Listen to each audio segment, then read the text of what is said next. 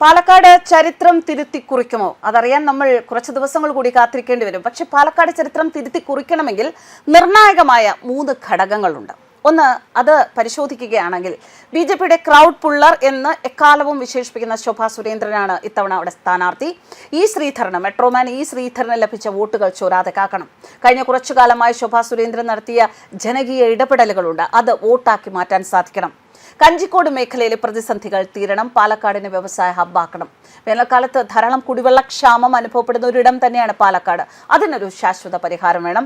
നഗരത്തിൽ ഗതാഗത കുരുക്കുണ്ട്. അതഴിക്കാൻ ബൈപ്പാസുകളും പുതിയ റെയിൽവേ പദ്ധതികളും വേണം. ഇതൊക്കെയാണ് മണ്ഡലത്തിലെ ജനങ്ങൾ ഇപ്പോൾ മുന്നോട്ട് വയ്ക്കുന്ന ആവശ്യങ്ങൾ. ഈ ആവശ്യങ്ങൾ കണ്ണടച്ച് തുറക്കും വേഗത്തിൽ നടപ്പാക്കാം.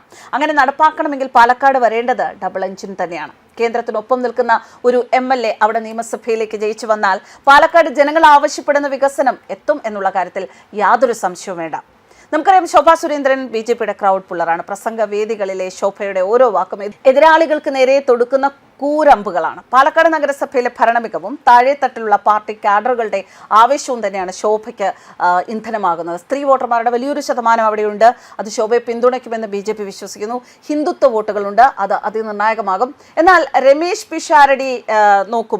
പിഷാരടിയെ സ്ഥാനാർത്ഥിയാക്കുന്നതിലൂടെ കോൺഗ്രസ് ലക്ഷ്യം വെക്കുന്നത് നിഷ്പക്ഷ വോട്ടർമാരെയും യുവാക്കളെയുമാണ്. അങ്ങനെയും ഒരു വിഭാഗം അവിടെയുണ്ട്. ഒരു കാലത്ത് ഇടതുപക്ഷത്തിന്റെ ഒരു കോട്ടയായിരുന്നു പാലക്കാട്. ഷാഫി പറമ്പിലാണ് UDFന്റെ അവിടെ താവളമാക്കി മാറ്റിയത്. എന്നാൽ 2021 സംഭവങ്ങൾ, കുറേ മാറ്റങ്ങൾ അവിടെ ഉണ്ടായി. 2021 നമ്മൾ കണ്ടത് മെട്രോമാൻ ഇ ശ്രീധരൻ കൊണ്ടുവന്ന ഒരു വലിയ കൊടുങ്കാറ്റ് തന്നെയാണ്. അവിടെ UDF കോട്ടയെ വിറപ്പിക്കാൻ ആ കൊടുങ്കാറ്റ് ധാരാളമായിരുന്നു. വെറും 3850 വോട്ടുകൾക്കാണ് കഷ്ടിച്ച് ഷാഫി പറമ്പിൽ രക്ഷപ്പെട്ടത് എന്ന് തന്നെ പറയാം. അതുകൊണ്ട് തന്നെ BJPക്ക് കേരളത്തിൽ ഏറ്റവും കൂടുതൽ വിജയ സാധ്യത കൽപ്പിക്കുന്ന A ക്ലാസ് മണ്ഡലം തന്നെയാണ് പാലക്കാട്. അത് കൃത്യമായ ആസൂത്രണത്തിലൂടെ നല്ലൊരു സ്ഥാനാർത്ഥിയെ തന്നെയാണ് അവിടെ നിർത്തിയിരിക്കുന്നത്. ശോഭാ സുരേന്ദ്രൻ അവിടെ നല്ല ഒരു പിന്തുണ ഉണ്ട് എന്നുള്ള കാര്യത്തിൽ സംശയമല്ല. ഒപ്പം കോൺഗ്രസിന്റെ മുൻകാല സ്ഥാനാർത്ഥികൾക്കുള്ള ആ ഒരു പിന്തുണ അവിടെ നിലനിൽക്കുന്നുണ്ട്. അതെല്ലാം വോട്ടാക്കി മാറ്റാൻ ശോഭാ സുരേന്ദ്രന് സാധിക്കണം. ഷാഫി പറമ്പിലിനെ പിന്തുണയ്ക്കുന്നവരുണ്ട്. അവർ ഒരു പക്ഷേ നിഷ്പക്ഷമായി ചിന്തിച്ച് ശോഭാ സുരേന്ദ്രൻ എന്ന വ്യക്തിയെ കവിഞ്ഞ് പിഷാരടിയിലേക്ക് പോകാൻ പാർട്ടി നോക്കിയിട്ട് എന്നുള്ള കാര്യത്തിൽ സാധ്യതകളുണ്ട്. അതുകൊണ്ട് തന്നെ വളരെ കൃത്യമായ ഒരു ആസൂത്രണവും പ്രചാരണവും വാഗ്ദാനങ്ങൾ നൽകുന്നതും അത് പൊള്ളയായ വാഗ്ദാനങ്ങളല്ല എന്ന് ജനങ്ങളെ വിശ്വസിപ്പിക്കുന്നതിനും ജനങ്ങളെ കൺവേ ചെയ്യുന്നതിനും BJPക്ക് സാധിക്കണം. 6 നിയമസഭാ മണ്ഡലങ്ങളിലാണ് സ്ഥാനാർത്ഥി നിർണയ ചർച്ചകളിൽ ശോഭാ സുരേന്ദ്രന്റെ പേര് ഉയർന്നു വന്നത് എന്നാണ് വാർത്തകൾ പുറത്തു വന്നത്. പാലക്കാട്, വട്ടിയൂർക്കാവ് മണ്ഡലങ്ങൾ, ആലപ്പുഴ ജില്ലയിലെ ഹരിപ്പാട്, ചെങ്ങന്നൂർ, കായംകുളം, അരൂർ മണ്ഡലങ്ങൾ, ഇവിടെയൊക്കെ ശോഭാ സുരേന്ദ്രന്റെ സ്ഥാനാർത്ഥിത്വം ജനം ആഗ്രഹിച്ചിരുന്നതാണ്.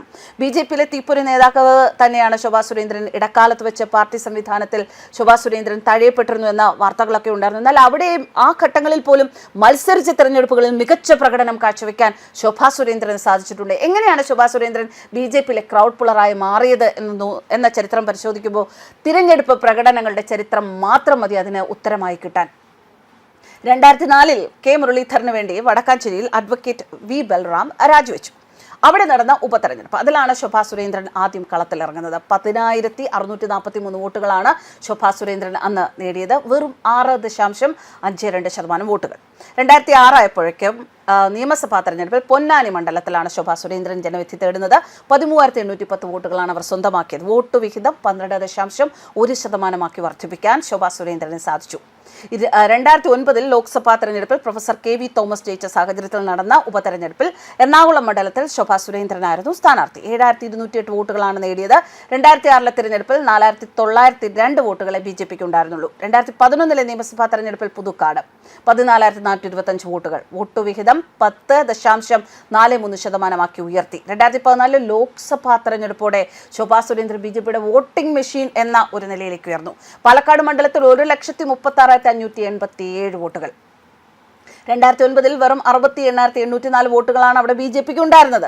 വോട്ട് വിഹിതം 15% ഉയർത്താനും സാധിച്ചു. 2016 നിയമസഭാ തെരഞ്ഞെടുപ്പിൽ ശോഭാ സുരേന്ദ്രൻ ഞെട്ടിക്കുകയായിരുന്നു. പാലക്കാട് മണ്ഡലത്തിൽ കോൺഗ്രസിന് പിന്നിൽ 2ാം സ്ഥാനത്തെത്തി 40,076 വോട്ടുകൾ പിടിച്ചു. 29.08% BJPയുടെ വോട്ട് വിഹിതം. 9.22% വർധന.